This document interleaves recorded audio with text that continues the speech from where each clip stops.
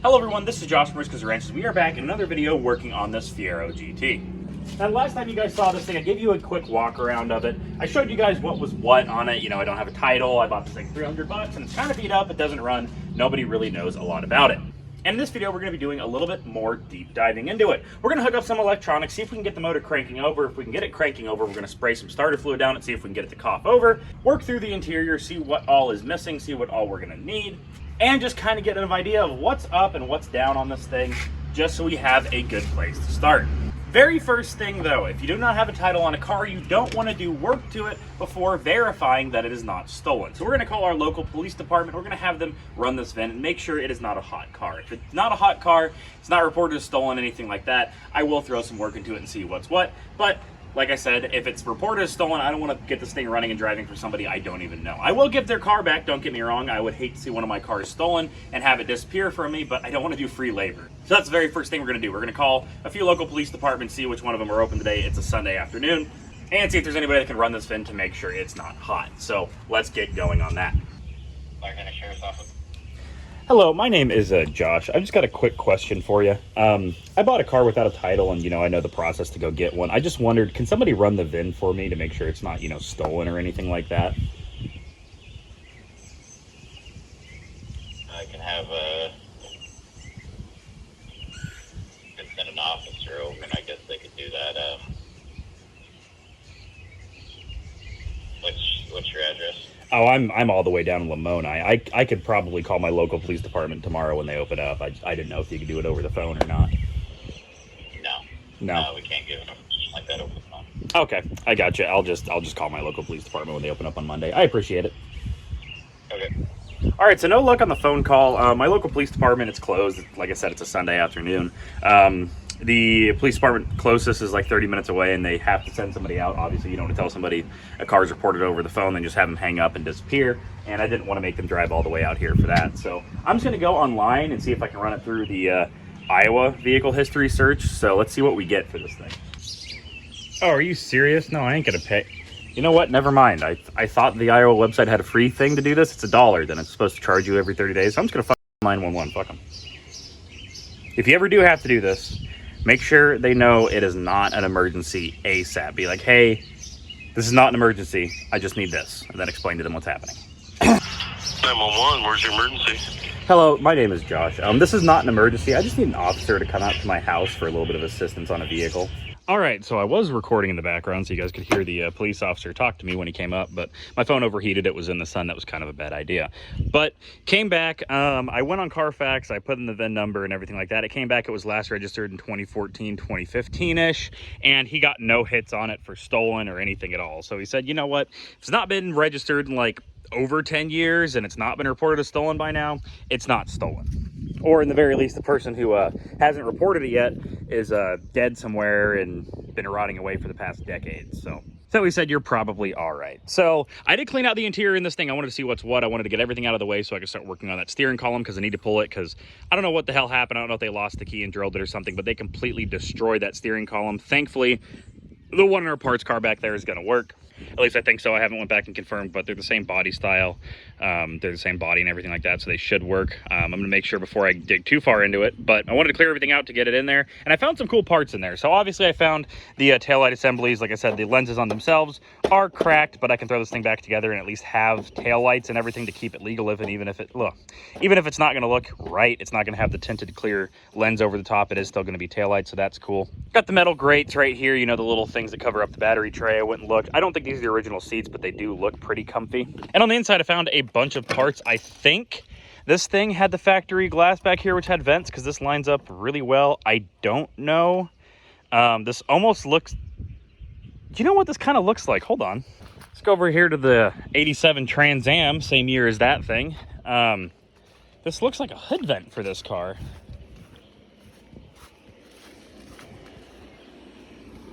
You know what? That's exactly what it is. Okay. Well, I guess the guy had an 87 Trans Am or 80s era Trans Am in his shop that he was working on as well. So, cool, I have a new vent. I could use that on this car. I mean, they're not broken right now, but I'll always take extra parts. The side's locked. God damn it. Here, have this as a treat, Trans Am. There you go. It was white. I thought maybe, they're making vents or something in the side windows. I thought that might have been an option. Like I said, I don't know a lot about these cars, but that seemed like it would line up to me, but I guess not. Okay, but back on track. I found a bunch of random parts and stuff in there. I found like indicator lights, a bunch of trim, the shift bezel and everything like that, which is all tore up, sadly. Some extra gauges, the headlight assembly, and this sweet old Sony radio, dude. Look at this peach. The wiring harness is still here for it. Oop. It's got a bunch of cool stuff. I'm gonna have to look into this and see what all this means. I don't know what any of this crap means, but it is legit Sony stuff. It's got a hookup for a Walkman right there, which is pretty sick. And right over here, it's got wired in to a antenna over there. It's got an old phone hookup, I do believe is what this thing is. You see right there, it says hands-free. So it's got an old phone thing. So somebody at some point, along with the charger right here, so I don't know if this powered their phone or it was another tuner thing. This was somebody had a lot of fun in this car back in its day. So it's an absolute damn shame to see it like this. But we're on the track of getting it fixed up. So very first thing, because I need to see what the hell is up and what the hell is down, at least with the motor and everything like that.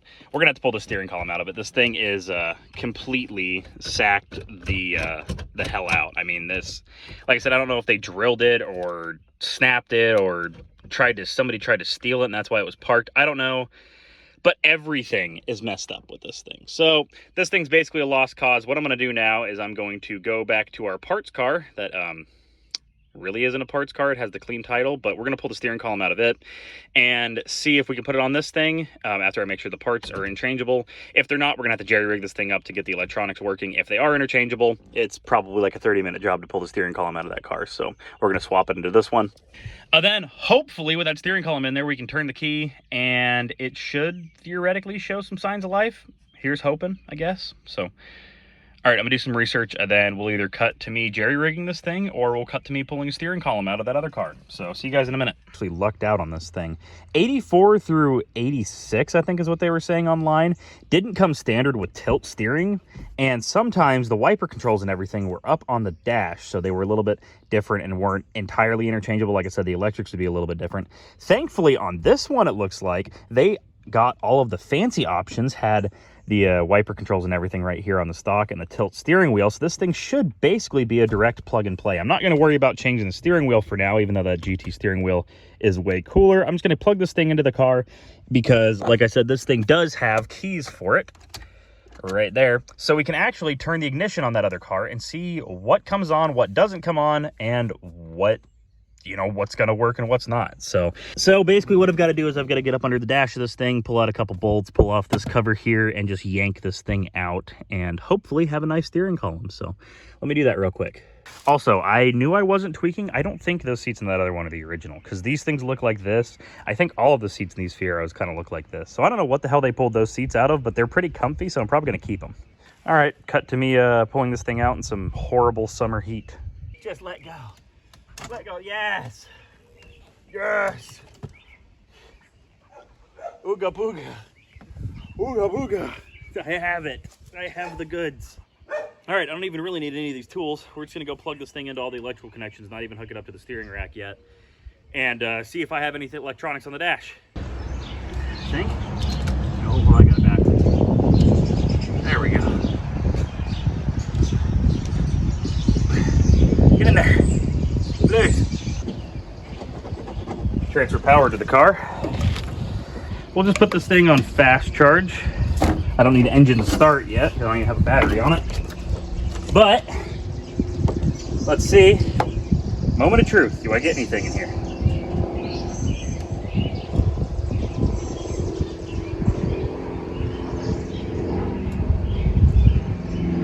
Oh, I got dash lights. I got dash lights, dude. Look at this gloriousness. I've got dash lights. Question is now, okay, so I've got volts, I've got dash lights. The fuel gauge is moving, so this thing actually might have a little bit of gas in it. Oh my God, my headlight works. Oh, this is making me happy right now. Okay. Do I got... The AC is trying to work. Okay. Well, I guess, just out of curiosity's sake, will it crank?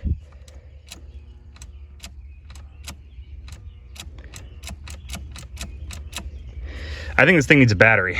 Let's, oh, this thing might be in gear. Oh, it was in gear. I think that's a neutral now. Yeah, it's a neutral now. Okay, let's disconnect this. Let's go pull the negative battery terminal off that other car, hook it up to here, and throw a battery on this thing and see what happens. All right, so I went and looked on the one in my backyard, my parts one there.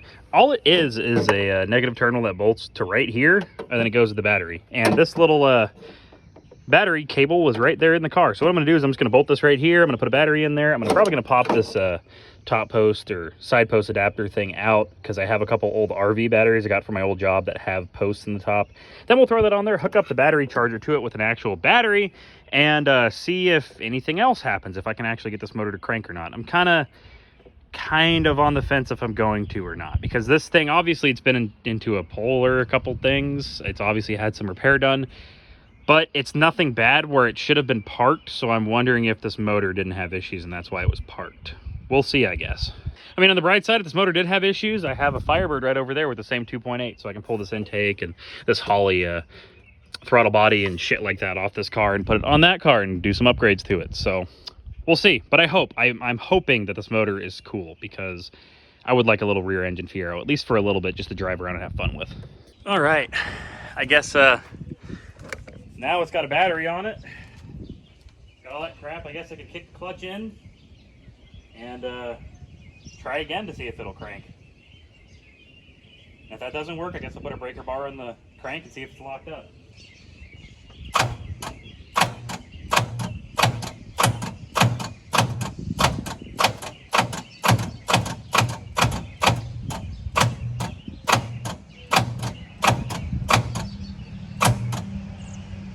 I think that is one locked up motor. Say most of the interior crap looks like it's working, so that's kind of a shame. It's going to be really kind of sad if this thing is locked up. Damn, I was hoping it wouldn't be locked up, and I'm hoping I could just spray it with some starter fluid and see if she'd roll over. It could very well be like my Firebird, though, where I need to pull it apart and dump oil and crap down the cylinders for a day or two, leave it sit and see if it cranks over. Well, so far it's a good sign the spark plugs aren't tight as hell. So whoever did put spark plugs on it knew what they were doing. Guy, if you, the guy that I bought this from, if you're watching this, good job. I mean, those don't look very new. Maybe he put plug wires on it. It also looks very wet. But not like wet with water, wet with oil, which, I mean, that's better than water. Did somebody just fill this thing full of oil because they knew they were going to store it for a while, and then that was that? That'd be good. That'd mean that my cylinders and everything are going to be lubricated as hell. They're not going to be rusted. All right. We've got all the spark plugs out. They were all wet with oil. So I'm hoping somebody had just filled this thing up with oil whenever they parked it to keep it from locking up. That's what I'm going to tell myself. And we'll see if I'm true right now.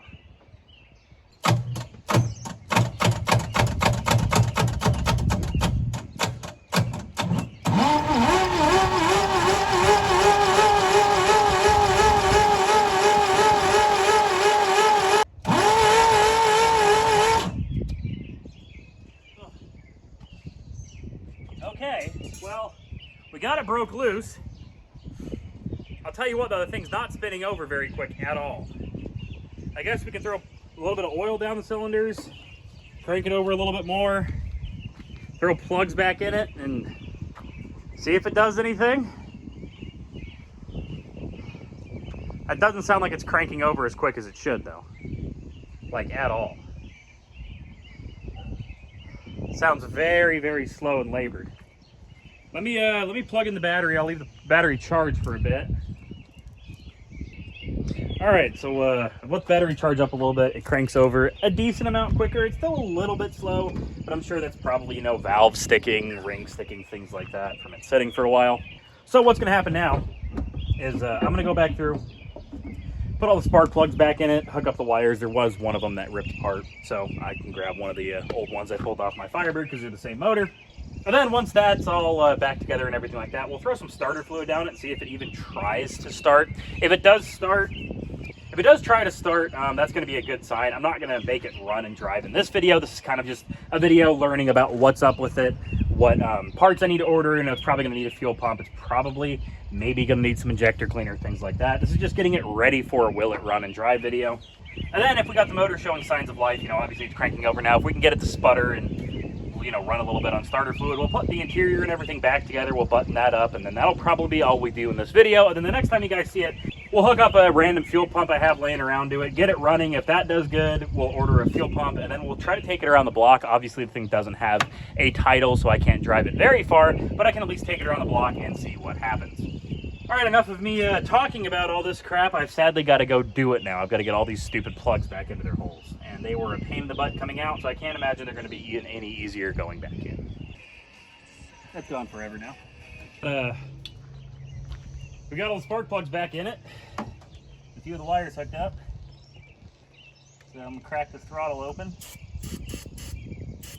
Spray a little bit of good in there. Hook up the battery charger, and we'll see if this thing even shows any signs of life.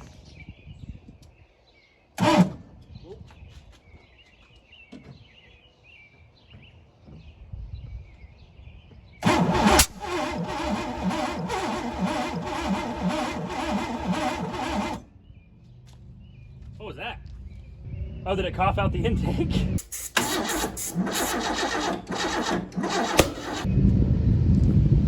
I don't see a spark plug blown out, so I'm gonna say that's a good sign. Or maybe was it out of the top here?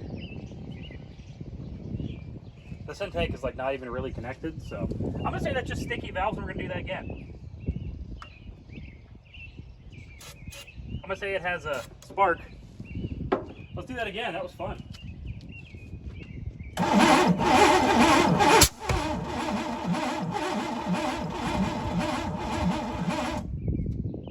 Well, it's definitely got spark. Let me look back in the video and see where it's popping from. So looking back, it's blowing out the intake, which tells me that either a spark plug switched or there are a couple intake valves stuck open. I mean, with how hard this thing was locked up, it very well could be a couple intake valves. So we're just going to keep doing this a couple times and let it crank over a bit.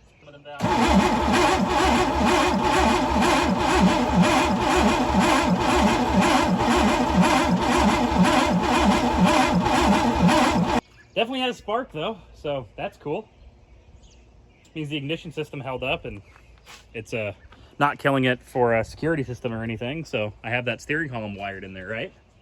All right, I'm just gonna turn that to a fast charge because it looks like my battery charger might be overheating a little bit. I have been using it a fair bit, testing things and things like that. So what we're gonna do now, while that battery is charging, let's go put back together some of the interior and make it look a little bit more like a car again. All right, so my other camera ran out of storage when I was in the middle of reassembling the steering column and setting the driver's seat in there, but I definitely did confirm that these are not the original seats. I'm pretty sure these came out of like a Neon or something is what they look like to me, kind of that mid-90s, late 90s-ish Dodge, Mopar, things like that. They definitely sit up a little bit too high, but they're comfortable enough to be fine for now. I might go grab the driver's seat out of that red car. It is in decent shape. The passenger seat's tore up, but the driver's seat's okay. So now what we're going to do is we're going to reassemble the interior. We're going to reassemble the interior to the best of our ability. It's not going to be perfect. It's not going to look great, but we're just going to set everything where it should be. So that way we can look through the interior, see what's what, see what we're missing, see what needs to be ordered. What we can do right now, though, before we do the interior, I set one of these taillights on there just to look at it. Man, does that look good. I know the tinted front face right here, clear plastic thing is broke off and it's long gone, but man, does it look good. And on these cars, the Pontiac does light up because it has actual lights right here just for that. So I'm just gonna set these things in here to make it look cool again. Oh yeah, that looks very, very nice. And then if we pull the battery out of it, we can put the other grate on there, shut the tail, and actually look at what the tail of the end of this thing's supposed to look like. For the first time since I've owned it, I've actually, as I've said a million times, I've never had one of these cars, and I've never put these taillights and everything together. I didn't even know they were all in there, so we can kind of get a look at what the rear end of this thing's supposed to look like.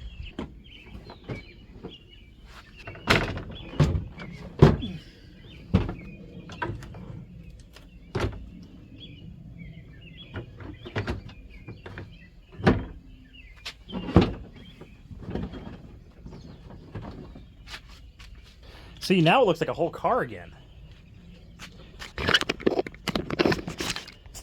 All right, let's do a quick walk around now that we got this thing partially assembled and we know what's what on it. So we got the front end there. Like I said, the bumper's not perfect. It's got some dings, it's got some dents, but it's savable. The hood, same way. You know what, now that I think about it, I don't know if I'm really in love with these front ends. I don't know if I really like the low-slung GT. I kind of like the pointy one that the red car has got. I might throw the bumper from the red car in this one. We'll see. The hood's just hanging out here. It does have some damage, so I'll have to fix that. Same thing with the fenders and everything. They're not perfect, but they look a lot better than not having anything on there. And I still got to clean up some tools, but the interior is looking a little bit more like an interior now. We've got the seat set in place. We've got the steering column in there. It's got a key to it now. I mean, I've got everything set where it needs to be. You can see right there, I've got the radio just kind of hanging out there. I am going to wire up that radio. I am absolutely in love with that thing. It's cool as hell. So at some point I'll wire that up in there and hook it up to the speakers. Like I said, we've got a key, we got gauges, we got a passenger seat, we've got a bunch of stuff hooked up on this thing. And now it actually, like I said, looks like a car again. It doesn't just look like a hunk of parts. On the back there, we got both the grills set on there. We've got the trunk on there, and we've got the taillights just kind of set in there. And man, that is a good looking car from the back. Even though it's all tore up and nothing's perfect, it looks really nice. I forgot how much I like these cars. I know. I 100% knew I wanted at least the rear end from one of these cars, the sweeping and everything like that. But God, does this thing look neat. And there's the passenger side. You know what? I think I kind of like it with the gray rims better. I might try to peel that powder coating or wrap or whatever the hell they have on that other side. I might try to peel it off because I do like that gray on the rims a lot better. Oh, speaking of rims, here's what they are. They're Kazarin, I don't know. I'll show up a picture here of what they look like when they were new and how much they are. I haven't even looked at that yet, so wow, those are really expensive rims. Oh, those are Amazon specials. I don't know, we'll see. But I think just like that, it's time for an outro. We got some stuff done to this car. All right, well, just like that, we know what's up and what's down on this 1987 Pontiac Fiero GT. We pulled the plugs out of the motor, got it spinning over. We got it to show a little bit of signs of life with coughing out the intake. It probably has a wire switched around here and there. It looks like it's had a tune-up at some point, and maybe I or the previous person who did the tune-up didn't put the plugs and wires in the right spot, and it's popping out the intake. Or maybe it's got a few valves that are stuck open from it sitting for a long time. We got the interior to show even better signs of life. All the gauges lit up, it cranked over, we got the steering column fitted, we got the interior cleaned out, figured out what we're missing, what we need, and what we don't need, and we threw the front end parts back on it. And along with that, we got the taillights back on it, and this thing just starting to look like a car again. No longer is it looking like a piece of crap with a bunch of parts that are just piled up in my driveway. It looks a little bit like something that might show some signs of life now. And the next time you guys see this thing, we are going to be working on that. I'm going to be digging into the motor, the transmission, the brakes, everything like that, and doing my best to get this thing running and driving for the first time in God knows how long. Carfax and the police said the last time they could see it was registered in the system was around 2014, 2015-ish. So at that point, it's been a decade, it's been sitting for a while. Let's just give it the benefit of the doubt, and somebody didn't register it for a couple years, maybe the clutch blew out of it or something, and every now and then they would go turn the key and, you know, let it run for a little bit. But normally that only lasts a year or two before everybody forgets, and by the time they notice, well, the battery's dead, and they forget about it, and they get work, and it sits in the garage, and all of a sudden, it doesn't get cranked over every month, it just sits and collects dust. So the next time you guys see this, we should be getting it running and driving, hopefully for the first time in around a decade. If you guys would like to see that, click that subscribe button and click that notification bell to be notified whenever I upload next here to the channel. I normally upload every Friday unless it is a Buick video. If it's a Buick video, we paint it for the holiday that, you know, is coming around, Christmas, Easter, anything like that, and we go out and have some fun with it in celebration of that holiday. And if that holiday falls in the middle of the week, I just upload it on that holiday. But normally it's every Friday this channel here gets an upload. While you guys are down there clicking that subscribe button and that notification bell, if you wouldn't mind, like it if you like it, dislike it if you dislike it, leave a comment if you know these cars or know must-have mods or know how to get a cup holder in them, because this thing has none of them. If you know there's somebody that 3D prints cup holders that are really nice, let me know. My big fat American butt could use some cup holders for my big gulps. If you don't know anything about these cars, but you do know something about one of the cars that I've uploaded before and you want to see more information on it, let me know down in the comments below. If enough people want to see an old project that I haven't visited in a while, I'll go back, I'll pull it out of my backyard, and we'll do something with it to, you know, keep it running and driving and have a little bit of fun with it and not just let it sit in the backyard and collect dust. And well, that's where this video is going to end. Like I said, this is Josh. We got my 1987 Fiero GT. We figured out what was up and what was down. We figured out what we need, what we don't need, and we got the motor showing a little bit of signs of life. I hope you guys are having a good day, night, week, whatever it is. I hope you guys are having a great one, and I hope to see you guys in the next one. Peace out and goodbye.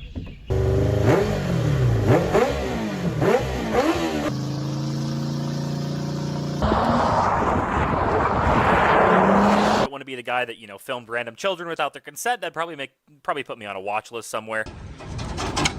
Yeah, that rear end's not really on there anymore.